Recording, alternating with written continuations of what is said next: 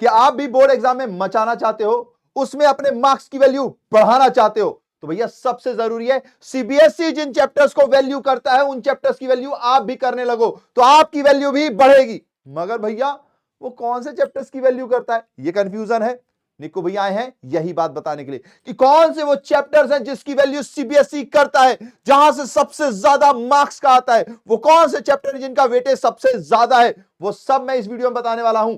फिर देखना आपके मन में आएगा भैया भैया मेरे मुंह से थैंक यू निकल रहा है, थैंक यू निकल रहा है, थैंक यू। तो भैया कमेंट सेक्शन में थैंक यू लिख देना हैशटैग स्टार के साथ, समझ जाऊंगा कि आप लोग तैयार हो बोर्ड एग्जाम में मचाने के लिए, स्टार बनने के लिए। अब उन चैप्टर्स की बारी है, आ जाओ। देखो भैया जी थोड़ा सा स्मार्ट बनेंगे, अपन स्मार्ट बनेंगे, है ना। ऐसा नहीं है कि 4 चैप्टर कर लो और काम बन जाएगा, लेकिन होता क्या है कि भैया जो हमारा अकाउंटेंसी का सिलेबस है उसमें 60% कंपोनेंट सेम है। उन 60% को पढ़ोगे तो 40% ऑटोमेटिक आ जाएगा। वैसे तो मैं उल्टा बोलना चाहता हूं, लेकिन ज्यादा हवाई ना लगे इसीलिए मैंने 60 बोला, वरना 40% सेम सिलेबस है, उसी 40 से अदर 60 बनता है। ठीक है जी, बस हवाई ना लगे और आप लोग अनसीरियसनेस ना हो जाए, है ना, कि आप चलो आराम से कर लेंगे। इसलिए बता रहा हूं मैं कि 60% पढ़ो, बाकी 40 उसमें कवर हो जाएगा, 100% मार्क्स आ सकते हैं। तो आइए देखिए, हाँ अब जिनको लेकिन पूरे में से पूरे लाने तो भाई उनको तो सब कुछ ही पढ़ना है, कुछ भी मत छोड़ना भैया, 1 नंबर का एमसीक्यू भी नहीं छोड़ना है।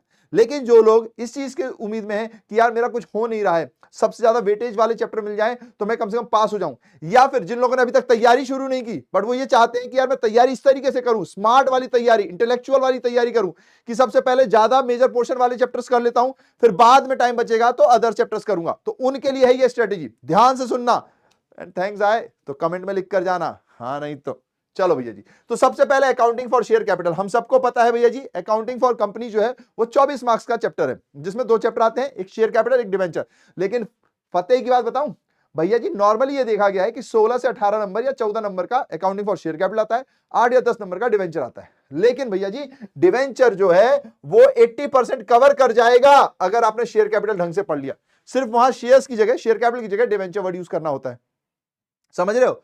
एंट्री चाहे इशू फॉर कैश हो अदर देन कैश हो, सब में सेम ही एंट्री है, कॉन्सेप्ट भी सेम ही है, बस अंतर होता है नाम का। अब डिवेंचर में जो 2 टॉपिक्स होते हैं वो डिवेंचर सस्पेंस और term of issue with redemption, ये 2 अलग से चैप्टर बन जाते हैं, और राइट ऑफ करने की एक एंट्री अलग से बन जाती है। हालांकि वो हम शेयर कैपिटल में भी पढ़ा देते हैं तो वो भी कॉमन हो जाता है। तो अगर आपने शेयर कैपिटल को पूरी शिद्दत से पढ़ा तो एक्चुअली में आप 16-18 मार्क्स की नहीं 24 मार्क्स की या 20 मार्क्स की तैयारी तो कर ही रहे हो, तो 20 मार्क्स तो यहीं से आ गए, समझ गए। तो सबसे इंपॉर्टेंट चैप्टर है, इसको सबसे पहले करो और ये देखो कि ये कंप्लीट होना ही होना चाहिए। फिर उसके बाद भैया change in PSR, basically reconstitution of partnership form इसको बोलते हैं अपन, मैं इसको चेंज इन पीएसआर बोलता हूं, जिसमें अपन गुडविल भी पढ़ते हैं और अगर भैया पीएसआर चेंज हो रहा है तो उसके इंपैक्ट को भी पढ़ते हैं। तो अगर आप देखोगे ध्यान से तो भैया गुडविल निकालने की मेथड यहीं सीख लेते हैं। अगर मान लो भैया चेंज इन पीएसआर हुआ तो एडजस्टमेंट एंट्री हम यहीं सीख लेते हैं। अगर एडजस्टमेंट नहीं करना हुआ, प्रॉफिट में डिस्ट्रीब्यूशन कैसे करते हैं यहीं सीख लेते हैं, है ना भैया जी। प्रॉफिट बढ़ता है तो profit debit to partners account सीखा हुआ है। फिर उसके बाद राइट ऑफ करना है, यानी कि भैया अगर ओल्ड गुडविल है, ओल्ड पार्टनर को राइट ऑफ करोगे तो पार्टनर्स टू गुडविल, या एडवर्टाइजमेंट सस्पेंस है या डिफर्ड रेवेन्यू एक्सपेंडिचर है तो पार्टनर्स टू, जो भी रीजन है। तो ये सब हम यही सीख लेते हैं। एडमिशन रिटायरमेंट में सेम है तो दोबारा क्यों पढ़ना, यही पढ़ो ना। फिर उसके बाद रिवैल्यूएशन अकाउंट यही सीखते हैं, पार्टनर्स कैपिटल अकाउंट यही सीखते हैं, एडजस्टमेंट यही सीखते हैं, बैलेंस शीट बनाना यही सीखते हैं। तो भैया जब ये सब सीख ही रहे हैं तो ये सब एडमिशन रिटायरमेंट डेथ में कॉमन है, तो दोबारा क्यों पढ़ना। तो इसको अच्छे से पढ़ लिया तो भैया एडमिशन का काफी पोर्शन कवर हो गया, रिटायरमेंट का काफी पोर्शन कवर हो गया। अब एडमिशन रिटायरमेंट डेथ में अंतर क्या है, तो देखो एडमिशन में रेशियोज अलग से निकालने पड़ते हैं, है ना, क्योंकि उसमें केसेस हैं। न्यू पीएसआर निकालना, जब कोई नया पार्टनर तो सैक्रिफाइसिंग निकालना, तो वो केसेस आपको करना है थोड़ा अलग। फिर गुडविल के केसेस हैं वो थोड़े से अलग हो जाते हैं, हिडन गुडविल भी निकालनी पड़ जाती है ना। और फिर थोड़ी सी प्रैक्टिस एक्स्ट्रा करनी पड़ती है क्योंकि एडमिशन का एक क्वेश्चन पक्का पक्का आता है, तो थोड़ी सी प्रैक्टिस इसमें ज्यादा करनी पड़ती है, वरना बेसिक काम वहीं कवर हो चुका होता है। तो ये तो 30% ही रह गया, है कि नहीं। फिर रिटायरमेंट डेथ में लोन अकाउंट अलग से सीखना है, एग्जीक्यूटिव अकाउंट अलग से सीखना है, पीएनएल सस्पेंस की कैलकुलेशन अलग से सीखनी है, बाकी सब यही वाला पोर्शन है। तो अगर आपने इसको कर लिया तो इन क्वेश्चंस को भी आप अटेम्प्ट कर सकते हो भैया, समझ रहे हो क्या, है ना। ठीक है भैया जी, तो ये 2 मोस्ट इंपॉर्टेंट चैप्टर्स हैं जो सबसे ज्यादा मार्क्स कवर करते हैं। देन उसके बाद डिसोल्यूशन ऑफ पार्टनरशिप फॉर्म, ये एकदम अलग से आता है, सीधा सीधा 6 मार्क्स का आएगा, या 4 और 1-1 नंबर के एमसीक्यूज आ जाए, किसी में भी आए, लेकिन ये आना आना कंफर्म है भैया जी, तो इसको सीख लो। फिर उसके बाद भैया जी कैश फ्लो स्टेटमेंट, ये भी आना आना कंफर्म है भैया जी। कई बार बच्चों को लगता है कि ये बहुत बड़ा है, लेकिन इससे मेजरली मैंने देखा है क्वेश्चन बहुत ज्यादा टफ नहीं आता है, बट इसको करना जरूरी है भैया, क्योंकि मार्क्स तो चाहिए ना यार। कम समय में ज्यादा मार्क्स चाहिए, ऐसा नहीं है कि कम पढ़ के मार्क्स चाहिए, कम पढ़ के मार्क्स नहीं मिलते, कम समय में ऐसा पढ़ो कि ज्यादा मार्क्स कवर हो जाए, इसमें अंतर है, ध्यान रखना।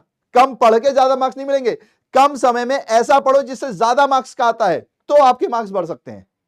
ठीक है जी, तो ये करना है। फिर उसके बाद financial statement of a company, इसमें फॉर्मेट पे मैं इंपॉर्टेंस ज्यादा इसलिए दे रहा हूं क्योंकि जब आप इसका फॉर्मेट पढ़ लेते हो ना, तो टूल्स फॉर फाइनेंशियल स्टेटमेंट में 5 मिनट का काम है।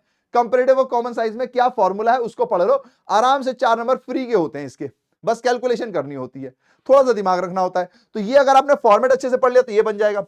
अकाउंटिंग रेशियो में फॉर्मूलेज याद करने पड़ते हैं, बहुत सारे फॉर्मूलेज हैं। नॉर्मली ऐसा पाया गया current ratio, quick ratio, inventory turnover ratio, है ना, यहीं से ज्यादातर आता है, लेकिन कहीं से भी आ सकता है, इसलिए मैं कोई ऐसे नाम नहीं ले रहा हूं, वरना पता चला आपसे कुछ पूछ लिया और आपको भैया ने तो ये बताए ही नहीं थे, क्योंकि रेशियोज बहुत सारे हैं। लेकिन अगर आप फॉर्मेट पे अच्छे से मेहनत करोगे ना भैया, इसको पूरा निचोड़ लोगे ना, तो भैया जी अकाउंटिंग रेशियो के आपको फॉर्मूले याद होने में ज्यादा टाइम नहीं लगेगा, सिर्फ फॉर्मूलेज ही तो है, बाकी कंपोनेंट तो आपने यहीं कवर कर लिया। तो भैया जैसे ही आप इन सबको कवर कर लेते हो तो बिल्कुल मस्त मजा आ जाता है। अब पहला chapter accounting for partnership firm, वो मैंने इसमें इंक्लूड नहीं किया है, पता है क्यों? अकाउंटिंग, हाँ, बेसिक कॉन्सेप्ट जो है फंडामेंटल ऑफ पार्टनरशिप फर्म, क्यों नहीं किया? क्योंकि वो सब पढ़ते हैं मैं ना बोलूं तो भी आप पढ़ोगे, पहला जब किताब उठाते हो पहला चैप्टर वो पढ़ ही लेते हो। तो ये थोड़ी सी मेरी ट्रिक है कि मैंने यहां लिखवाए 5 है, एक आप कर ही लोगे तो वहां से आपका कवर हो जाएगा। अगर इन चैप्टर्स की आपने वैल्यू की है, जिसकी वैल्यू सीबीएसई करता है, तो आपके मार्क्स की वैल्यू जरूर बढ़ेगी। समझ गए ना? करोगे ना? है ना? ठीक है जी, चल तो फिर टाटा बाय बाय।